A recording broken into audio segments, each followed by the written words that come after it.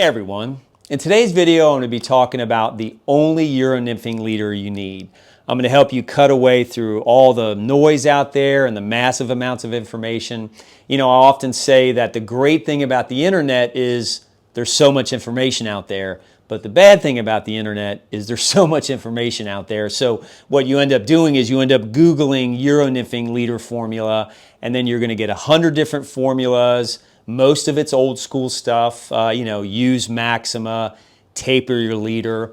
And I can tell you, you don't need to do any of that. If you have a modern Euro nymphing rod, the beauty about those rods is that you can use a very simple formula. And what you'll find out when you go simple, you're actually going to get peak performance. So you're going to be able to cast better, you're going to be able to detect strikes better, and you're just going to feel better connected to your bugs. So what do I recommend and what do I use?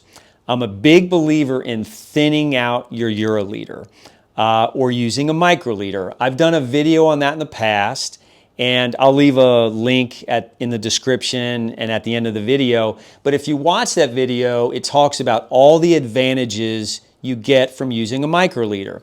The difference between what I did then and what I do now is back then, I still use the same mono, but back then I used a solid piece of mono and I blood knotted a bicolor piece in to form my sighter.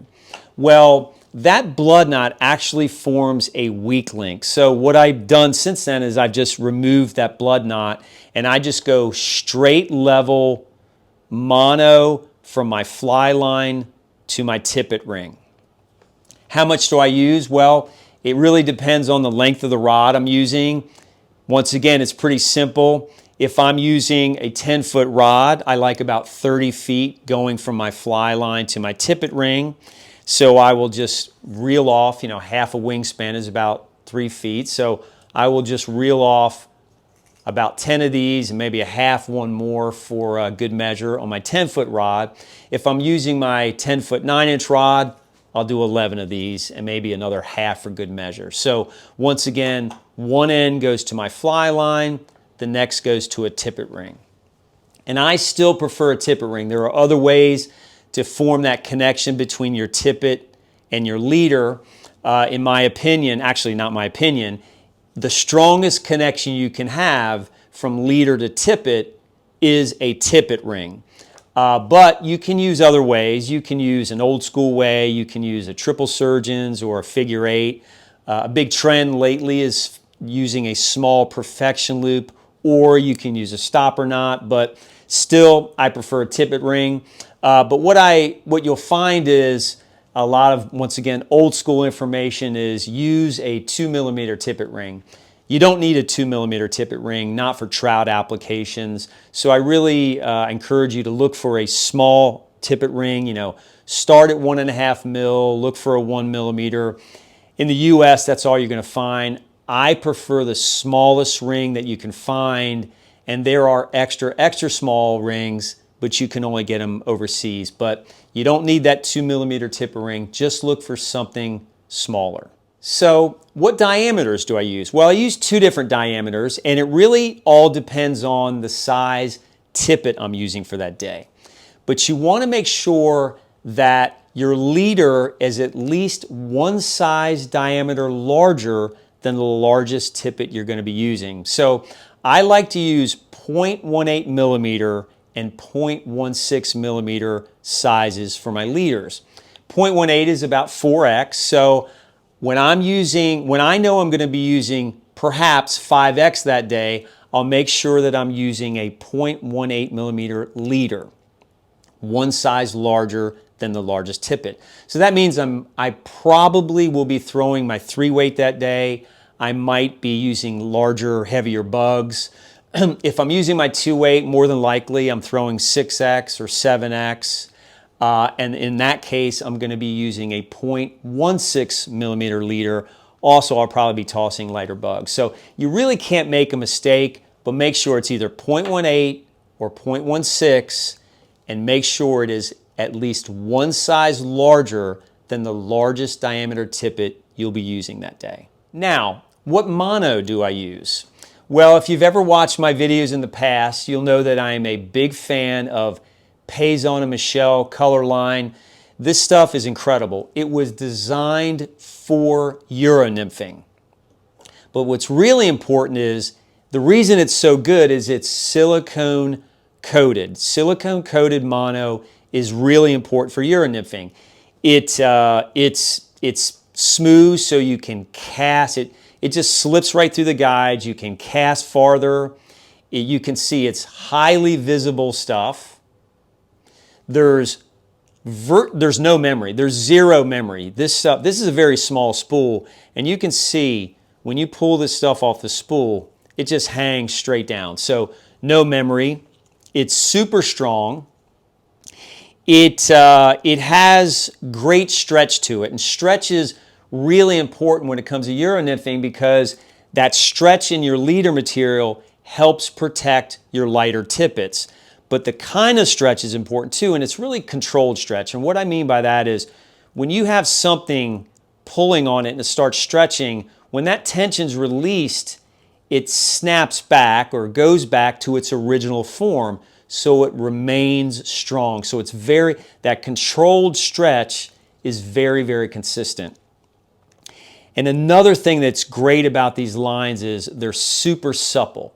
And you can see when you have stiff material, it doesn't visually show you those strikes that are really light. So supple materials, I mean, they just show you every little vibration that's out there. And supple material is important because Euro nymphing is a finesse way of fishing. And in my opinion, this is the ultimate in finesse fishing. So your leader material should reflect that. Now, the problem with Payson is it's only available overseas, so you've got to pay overseas shipping. So if you're in the US and you're unwilling to pay those overseas shipping charges, the beauty is you can find similar stuff here. So if you go out to Devin Olson's Tactical Fly Fisher, you can find Baetis Indicator Mono. This stuff, now this is pink white, and this is Payson pink white. They are very, very similar. This is silicone coated, so it's essentially the same engineering. So you can check out Baetis Indicator Mono. Another material you can get is Sempe. Sempe, once again, it's silicone coated. The difference between Sempe and, say, Baetis and Payson is the colors are a little bit more duller with Sempe. Just know that, but all three have that one thing in common, which is they are silicone coated. Another thing Sempe does is they have a white. So a lot of people like white. There's other companies out there that make white, but they're not silicone coated. So Sempe makes white, which is a really nice option. So now I use a couple different colors.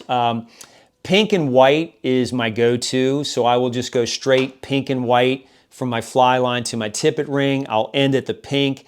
That'll be just above the water, so that's what I'm staring at for my strikes. Another way to do it is you could just simply go a straight solid color in a color that you can see. So it really just depends what works for you. Sometimes a solid color will work. This green works well for me on dark, dreary, kind of rainy days. But what I like to do is some people use Secura markers. So they come in a multitude of colors. You just mark your leader up with the colors that stand out for you. But what I like to do, most people mark it down by the tippet ring. I actually like to go up from the tippet ring. So I want to use the color leader that stands out for me. I go up from the tippet ring and I just simply take a black marker and I mark it. And you can see what happens when it's standing over the water. It looks clear. And it looks like it's defying gravity. You can see that. And what happens ultimately, because it looks like it's defying gravity, your eyes really latch on to the piece right above water. So it really stands out. So I would encourage you, if you want to go solid, just check out a black marker. I think it's going to work well for you. Either that or just go bicolor to your tippet ring, which is really my preferred way. So a couple other things I'd like to talk about. I get questions all the time about all-around leaders.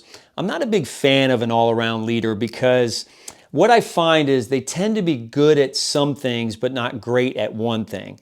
And I want my leader to be great at the one thing that I'm trying to do, which is in this case, nymph. And you're going to find out that this material is great for nymphing. A side benefit is it's also great at light dry dropper work. So I use the same exact leader when I'm throwing light dry dropper rigs. And also you are going to get a side benefit of jigging streamers. So it does a pretty darn good job of jigging streamers as well. Another thing I want to talk about is casting. Once again, you're going to, a bunch of old school information out there. You are going to read or you are going to hear that micro leaders are really hard to cast. I always take the opposite side of that argument all the time.